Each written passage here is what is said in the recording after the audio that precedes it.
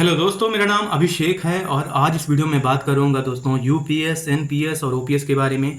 काफ़ी brief video है। दरअसल ये एक रिप्लाई वीडियो है तो शिव गोपाल मिश्रा जी।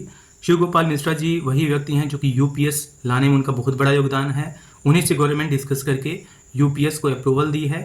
दरअसल जो सोमनाथन कमेटी बनी थी जो कि एनपीएस रिव्यू और ओपीएस और एनपीएस के बीच की एक कड़ी लाने वाली थी, तो उसकी जो रिपोर्ट्स हैं तो पब्लिक को पता नहीं चली। इवन जो एम्प्लॉयज़ सबसे बड़ा जो यूनियन था एम्प्लॉयज़ का, जो कि विजय कुमार बंधु जी के नेतृत्व में एनएमओपीएस के रूप में चलाया जा रहा था, उस तक ये रिपोर्ट नहीं पहुंची और अचानक से आनन फानन में ये यूपीएस पेंशन योजना सामने आ जाती है।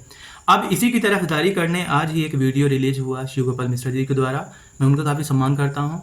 उन्होंने ये बोला है कि देश का 90% जो यूथ है, जो गवर्नमेंट एम्प्लॉयज़ है, चाहे वो सेंट्रल का हो चाहे स्टेट का हो, यूपीएस को बेहतर मान रहा है। ओपीएस का क्लोन यूपीएस है, जिसकी तारीफ या फिर जिसको दिल से स्वीकार करने वाला 90% गवर्नमेंट एम्प्लॉयज़ हैं।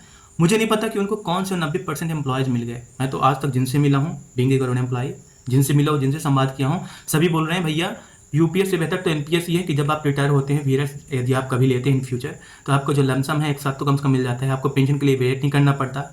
अगर आप वीरस लेते हैं एनपीएस में तो आपको क्या करना पड़ता है, 80% का आपको एन्युटी लेना पड़ता है और 20% आपको लमसम मिल जाता है। लेकिन यूपीएस में क्या है कि अगर आप वीरस भी लेते हैं तो आप मान लीजिए 45 में आप वीरस लेते हैं, 45 की एज में, तो आपको 15 या 17 जो भी आपके स्टेट में या सेंट्रल में जो भी रिटायरमेंट की एज हो, उतना आपको वेट करना पड़ेगा। बिना किसी एक रुपये पाए आपको इंतजार करना होगा कि तब मेरी एज 60 पहुँचे और तब मैं उसके बाद पेंशन पाने लगूँ।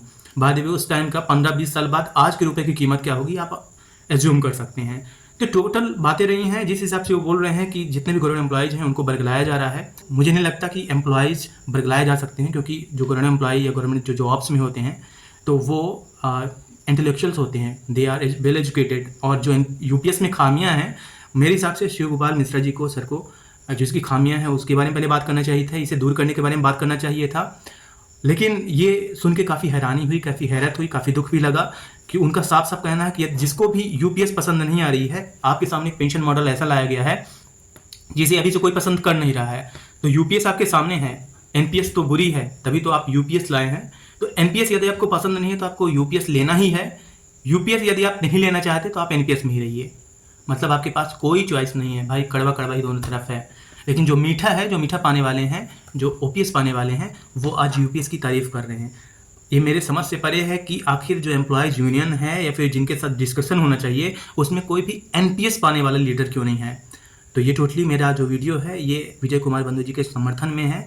मुझे लगता है कि प्रत्येक गवर्नमेंट एम्प्लॉय को अपने अधिकार की बात रखनी चाहिए। और जिस हिसाब से खुलेआम बोल दिया जाता है कि जो यूपीएस है ये गवर्नमेंट एम्प्लॉयज़ को पसंद आ रहा है, बीइंग ए गवर्नमेंट एम्प्लॉय मुझे वो पसंद नहीं आ रहा है। और मेरे हिसाब से यूपीएस में अगर संशोधन और सुधार हो कि आप निश्चित जो एस्योर्ड पेंशन है उसके लिए आप इंतजार मत कराओ, तात्कालिक तौर पे आप दो। जो वीरस की एज है वो कम कर दिया जाए। जो अमाउंट कट रहा है गवर्नमेंट एम्प्लॉयज़ का जो कि 10% है, तो उसका 50% गवर्नमेंट रखना भी चाहे, 50% में पेंशन के लिए प्रावधान करना चाहे तो मेरे हिसाब से वो सही है। लेकिन लमसम जो अमाउंट है वो कहीं ना कहीं एम्प्लॉयज़ को रिटायरमेंट के वक्त पे काफ़ी मददगार होता है।